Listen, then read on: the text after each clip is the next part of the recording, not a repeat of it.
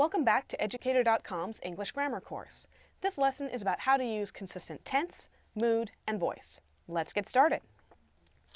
Alright, we're going to start with how to use consistent tense. Now, if you need a review of verb tense, go back to our unit on verbs. We have several lessons on the basic tenses and some of the more complicated tenses like progressive and perfect.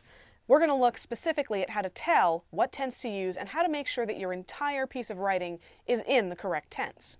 Then we're going to look at consistent mood in grammar. We're going to look at the three main moods in English grammar: the indicative, the imperative, and the subjunctive, which was covered a little bit in our lesson on conditional tenses. And finally, we're going to look at consistent voice, when to use the active voice and when to use the passive voice. Believe it or not, Microsoft Grammar Check is very often wrong. There are cases where you should use the passive voice, but not as many as you think. All right, consistent tense. A common grammar mistake is an unnecessary shift in verb tense. Basically, you're causing your listener or your reader to bounce around in time without a reason. Remember, tense is all about time.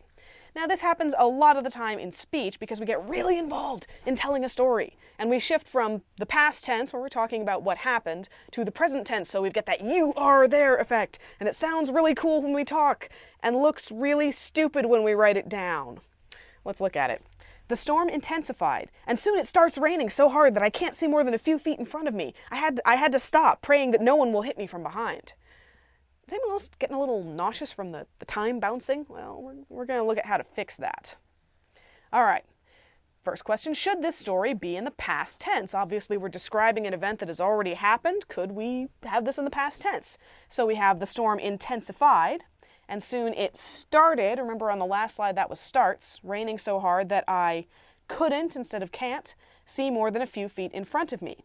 I had to stop, praying that no one would, instead of will, hit me from behind. Now, perfectly legitimate. You're describing a whole bunch of events in the past, and now they're all in past tense. Much less nauseating, no bouncing around in time now.